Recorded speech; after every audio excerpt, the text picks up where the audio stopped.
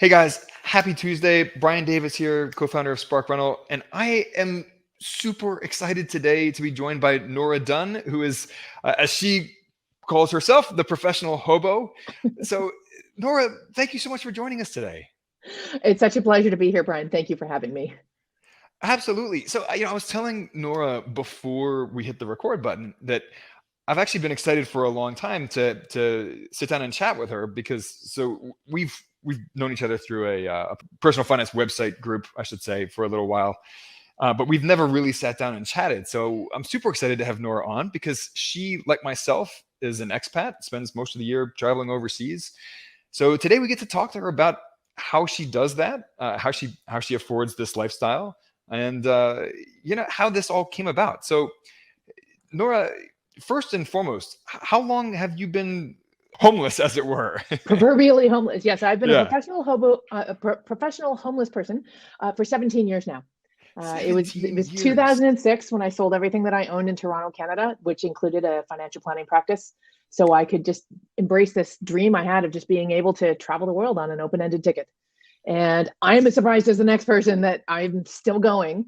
And I will qualify that and say that I do now have a home base again in my hometown of Toronto. So after 12 years of proverbial homelessness, I did come back to Toronto and I got a place here for personal reasons. But I will say it is nice to be able to have a place to come back to occasionally, unpack, unwind, repack, and leave again. And sometimes I'm here for longer periods of time and sometimes not. If I look at the next 12 months, I'll be here for 2 of them cumulatively. So it's a place to come back to, but it's not always a place to stay. But I can come and go as I choose. So it's kind of nice. I love that. And that's actually about how much time I spend in my home country of the US as well. I spend around 2 months a year in the US. We aim to anyway. My wife's an international school counselor. So we try to come back to the US, 1 or 2 months a year. So what drove this in the very beginning? What inspired you to sell your financial planning practice, sell your home and all of your worldly possessions and just hit the road with no end destination in sight? I think it was a confluence of factors that got me to this place in life where I was ready to make this complete left turn. I would be lying if I didn't say that burnout was probably part of that inflection point for me, as it often is for many people. I think when we burn out, we're forced to kind of look up and take stock of our situation and question some of our life choices. And one of the things that had been kind of a narrative that had been happening in the back of my head for quite some time was this idea that, I had a lifelong dream of traveling the world long term in a culturally immersive way. Or more appropriately, the dream actually was a lot simpler than that. Really, it was just a dream of being able to crack the cultural code of countries around the world. Like, I wanted to get inside people's heads. I wanted to know how the children played. And this is why I call it a lifelong dream, because it was actually, I was around 9 years old when I watched this documentary about Europe. And I was like, I became obsessed with how the children played. Like, what games do they play? How do they? I don't understand anything that's happening in this documentary. I don't understand the language or the food or the way people are dressing or the architecture. How do the children play? And that little seed grew up with me. And then I wanted to know, how do the adults play? And where do you shop? What do you cook? What do you talk about around the dinner table? How do you operate? How do you live? And I tried multiple times with vacations to kind of get that inside scoop, but I was never anywhere long enough to really accomplish that, including my last ditch attempt at doing this on a vacation was I spent a month in South Africa. And I thought, I'm going for a month. I'm gonna be there for a whole month. Surely that is enough time for me to crack the code of the country. Which inevitably, if anyone has been to South Africa, you would know that was nowhere near enough time. Nowhere near enough time. It's a very nuanced country. But frankly, I would argue that any country would not be, a month would not be long enough to really crack the code such as it is. So that was when I realized I was turning 30. And I thought, am I prepared to put another 30 years into the traditional workforce, doing what I'm doing right now, waiting for retirement to live this dream? And I thought, I thought about the 30 years, and then I thought about what would happen in 30 years. And I worried that I might be unwilling, or even more tragically, unable to do those things that I wanted to do around the world come that time.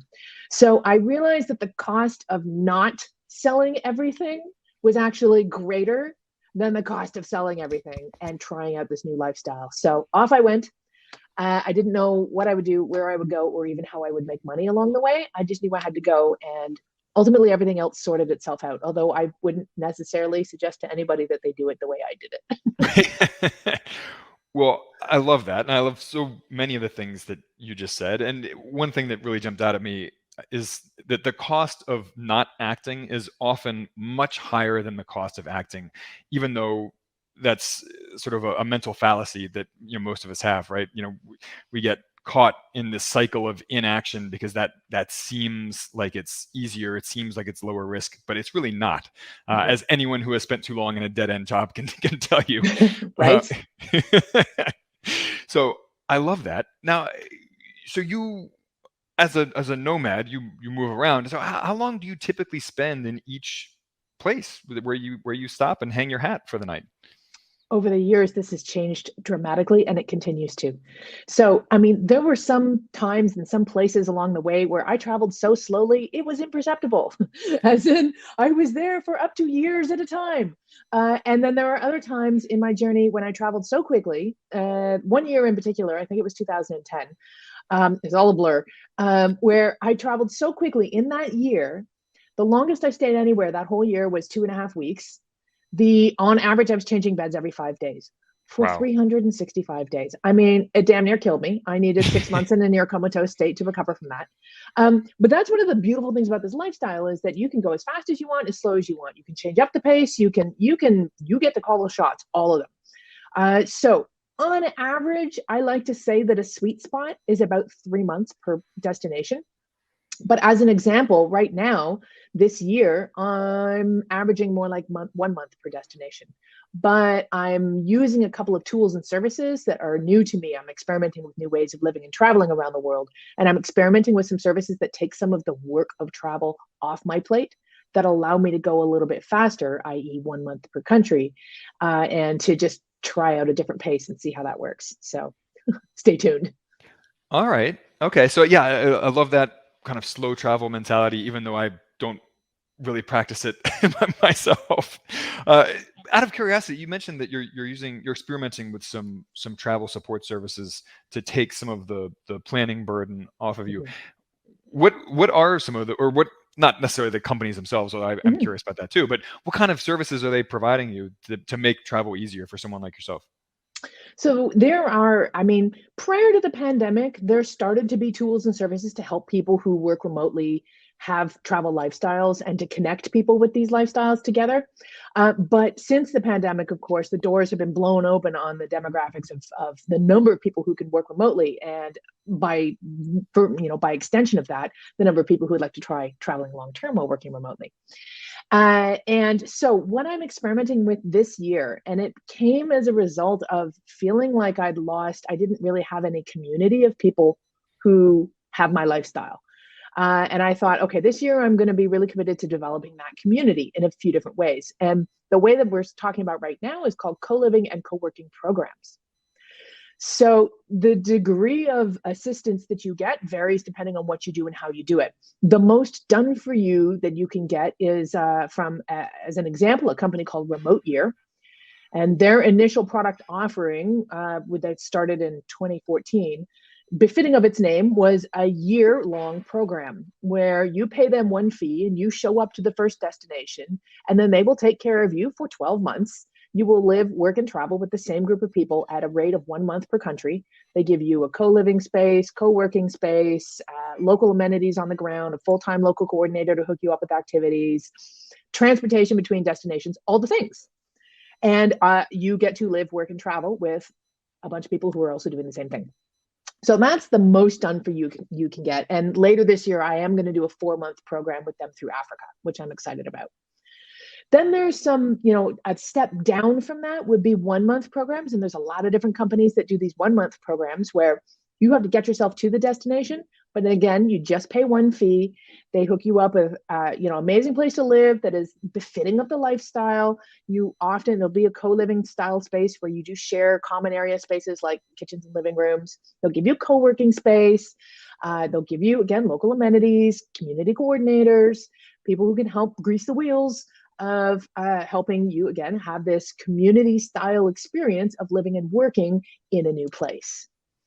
Now, just to stop, and I'm going to do that with in August or September, I'm going to be doing that in Estonia with a company called Hacker Paradise. Awesome. So I'm really excited about that. Now, the benefits of these are people, one of the things that people classically underestimate when they get into the travel lifestyle is the amount of work it takes just to, well, not only just to survive, but to even just the logistics thereof. Like, let's think of it. You've got to choose the country that you're going to be in. Then you've got to choose the city. Then you've got to find a neighborhood in that city where you want to stay that's going to be safe and have the amenities and things that you want to do. This is all before you even show up, right? Then you're Oh going to yeah. find the actual accommodation within that neighborhood. Then you're going to make sure that there's going to be, fast internet so you can get your work done. Then hopefully there's a co-working space nearby. Then you got to book your transportation, your flights to get there.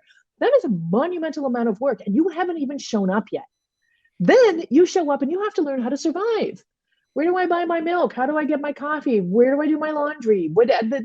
All of the daily tasks of life that we take for granted when we don't travel are a whole new world on the road. And it's half the fun as far as I'm concerned. But what people underestimate is the amount of time and energy, more specifically, it takes to do those things. So if you can outsource some, and let's not forget, we're working full time as well. We are Oh, not of on course. vacation, right? That's the Yeah. other major misconception about this lifestyle. Oh, you're on vacation. No, you need a month is not a long time to be somewhere when you're working full time. When you work full time at home, how often do you go out and do something that could be considered the equivalent of a touristy activity? Right. Maybe once or twice a week.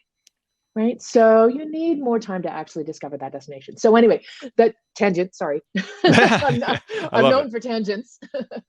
So those are the sort of programs that can outsource that kind of work. And that's what I'm experimenting with. I've been writing about these programs for years, but I had not experienced them myself, partly because I had not really seen the value in them. I was always a do-it-yourselfer. I always did it myself, and I did it in the bootstrap, sort of inexpensive, cheap way. And that's fine.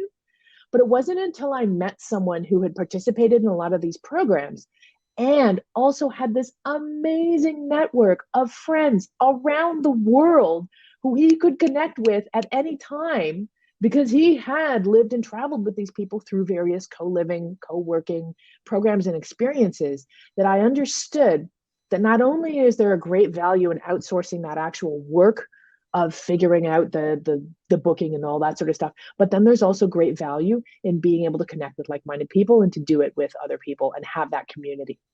So for me now, I'm experimenting with this new balance of community as well as local integration. So stay tuned. No, that makes total sense, and I love that. And it is a challenge when you are an expat or a nomad. The social element of that is something that a lot of people don't talk about. Mhm. Um, and you touched on that some there with some of those services that they connect you with like a pod of people who are also having this experience alongside you, in addition to the logistical support of a place to live, a place, co-working space, and so forth. That makes total sense. I love that. And to your point, when you work full time remotely and you live this lifestyle, you're not a professional tourist here, right? I mean, you actually are working. I've had this experience where my wife Katie and I spent a month living in Genoa in Italy when she was on her summer vacation from working at a school, but I wasn't. I mean, I was still trying to get a business off the ground and working full time, and so she got bored. She's walking around every day, bored to tears, and I felt like I barely scratched the surface of Genoa. Exactly. So And that's a perfect illustration right there. And that can be really challenging too when one partner is not working and the other is, because and that's a perfect illustration of the really stark differences of what's possible when you're working while traveling versus being on vacation. well, so let's dive into the working component of this for a second, because Mhm. you are not retired. You do work. So how do you pay for this lifestyle of yours? It's interesting. Quite inadvertently, I ended up coining a term called financially sustainable travel. Because, like I said earlier, when I sold everything to travel, I didn't know what I would do to make a living. I didn't even like words like remote work, location independent, digital nomad. They didn't exist yet. So I was just figuring everything out along the way. And it was somewhere along the way I had what I thought was a brilliant original idea, which was neither original nor brilliant, but it did work for me, which is I realized that with a laptop and an internet connection, I could make a living as a freelance writer. So those were my initial career ambitions starting in 2007. And as a former financial planner, I was able to parlay my financial expertise with my travel experience. And I had this interesting little deal where I was getting hired by finance publications to write about travel. And I was getting hired by travel publications to write about finance. And somewhere in the middle, I found myself carving out this niche as the finance of travel girl. And in so doing, as travel blogs became a thing, suddenly my website, which is theprofessionalhobo.com, gained some international notoriety. I also accidentally started an international NGO. That kind of helped. Long story. But so financially sustainable travel, then what happened in those first few years of full-time travel is ever the financial planner, of course, I was tracking my expenses and my income. And when I tracked my expenses in the first few years, I was shocked to discover that my cost to travel full-time was way less than I ever thought it would be. And so much so that I realized, I was like, I got to tell people about this. Like, people can do this. This is achievable for anybody, And so for my first 10 years on the road, I tracked and published my annual expenses, all in, business, personal, everything, and my annual income. And I did this to prove that travel could be financially sustainable. So financially sustainable travel, very quickly, is based on 3 pillars. The first of which is earning income remotely. It could be an active income, such as through telecommuting or running a business online, or it could be passive income, such as through real estate or other investments, or even a retirement income. Then the second pillar is making creative, conscious choices for how you spend that money. So get yourself out of the vacation mindset, think longer term. You're not staying in hotels, you're renting accommodation on a longer term basis. That inherently will save you money. Or you could take that even further and you could get your accommodation for free. I saved over $100,000 getting my accommodation for free in my first 10 years on the road. And there's 5 different ways to do it. And I was staying in glorious places, just in case you're conjuring up some image of me staying in a cardboard shack at the side of the road. That was not the case at all. In fact, I was staying in beautiful, like, mansions around the world, doing things like house sitting, home exchanges, volunteering, and having these amazing local experiences, but also saving a ton of money while doing that. So those are the examples of creative, conscious choices that you can make when you spend your money. And then the third pillar of financially sustainable travel is just balancing the money in and the money out so you can sustain the lifestyle as long as you wish. Now that makes total sense. And do you mind sharing, what your typical living expenses look like today? And if not, then rewind us to a time when you were publishing those. So yeah, I'm just curious, and I think a lot of people are curious about what a lifestyle like this costs, and thinking, can I do this myself? So yeah, any numbers you can share about your expenses living this lifestyle, I think would help illustrate that for people. I'm often asked to produce budget templates and spreadsheets for people so they can do this, so they can like plug their numbers in and have there you go, there's your budget for long-term travel. And I always resist that because it is dramatically different for everybody. And it's so dependent on, first of all, if we look at these pillars of financially sustainable travel, the spending choices you make depend on the money that's coming in. If you're making, a ton of money, you're going to make way different spending choices than if you are bootstrapping a business and getting it off the ground. So in the initial years, I was bootstrapping a business and getting it off the ground. What shocked me was that in those first 2 years, each year, my full-time expenses, like every single penny I spent, was $17,000 each year. And it happened the first year and I was like, that was really weird. And then it happened the second year without any intention. It was exactly the same again. And I thought that was when I was like, wow, okay, there's something to this.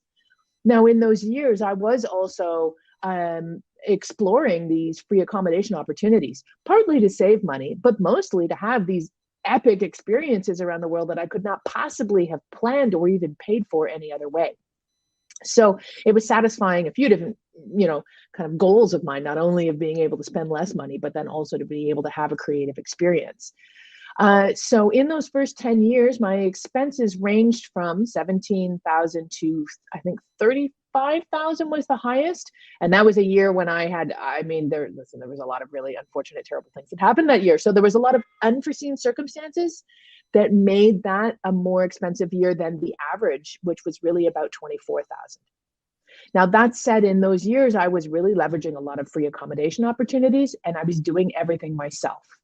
So I was spending a lot of time and energy doing all the things myself in order to be more solvent because of the money that I was earning at that time. So since then, my income has gone up, and I make different choices now, which is why I'm now experimenting more with the outsourcing of some of this work and some of these Right. co-living, co-working programs. I now have a home base. So I'm making different choices about how I spend my money in order to see how, again, I'm still sustainable. I'm just making different choices. And I'm living and traveling around the world in a different way. So, and that is something you get to do and redo and do over again, and invent and reinvent and redesign your life as many times as you want. As long as you're cognizant of those three pillars, there's so many different choices for how you can live around the world. Also, too, discretionary expenses. Like if you like scuba diving or skydiving, guess what? You got to put more money in the budget for the sort of way that you want to live around the world. For me, I don't have any really expensive hobbies. I love hiking, pretty cheap. Me too. And I love, strangely enough, this is going to sound weird, but intrepid travelers will get this, supermarkets. I could spend hours in supermarkets. I love it. It's the best cultural exploration you could imagine. Now, granted, I'm not going to be doing that all the time. That's not the only thing I do. But those are the examples of the sort of things that you can do and not spend a lot of money. My other thing that I really love is Latin dancing. So I will find Latin socials around the world. Again, super cheap, an entire way of connecting with locals around the world, and getting some exercise too. So it's all good. Well, I love it. So, Nora, I want to be respectful of your time here, but one of the things that we focus on in this show, obviously we talk a lot about real estate investing, but it's for the broader purpose of lifestyle design, like what you have done, designing your ideal life, even if it's a little quirky, a little different, a little off the beaten path, especially if it's those things, right? I mean, that's the whole purpose behind you designing your own ideal life. And even living that lifestyle without necessarily first reaching financial independence. And I love that you did design and create your ideal life long before reaching financial independence. I don't know if you consider yourself to be financially independent at this point, but it illustrates that you can live your perfect life long before actually reaching that so-called finish line of financial independence. So I would love to hear any parting tips that you have for people, whether they are, financial and investing tips or travel tips or, lifestyle design tips, all of the above, any parting advice or tips for people out there who are intrigued by this idea, but, are a little hesitant to dive in head first. So I will say that from a financial planning perspective, it's interesting. I occasionally have like a reel or a video that will go viral about me talking about full-time travel. And, of course, one of the immediate assumptions that someone who doesn't know anything about me, who has just seen a 30-second reel about me, will make an assumption that I'm a trust fund baby, or Right. Any one of these things, right?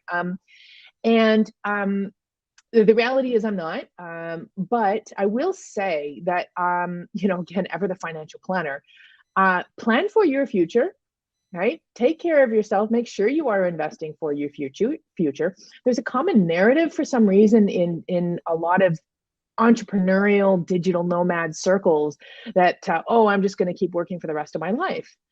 And I say, no, you're not. Oh yeah, why not? And a friend of mine who's a travel writer actually uses that as an example. Oh, well, I mean, it's not like writing is all that difficult. Why wouldn't I just keep working through to retirement? And I'm like, because your brain is not working as well as you age. It's a fact. You're not going to be able to keep up, mentally, but even technologically with someone who's 30, 40, 50 years younger than you.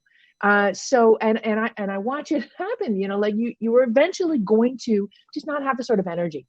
So make sure that you financially plan for your future while you're busy living this amazing present day lifestyle. I was lucky in that I was 30 when I took off to travel full time. So that means that in my 20s, I saved and invested aggressively for my retirement. And so I had a decent portfolio that I just invested and basically bomb-proofed the portfolio and ignored it, knowing that there were enough compounding periods between then and when I might need that money in retirement that basically is my nest egg.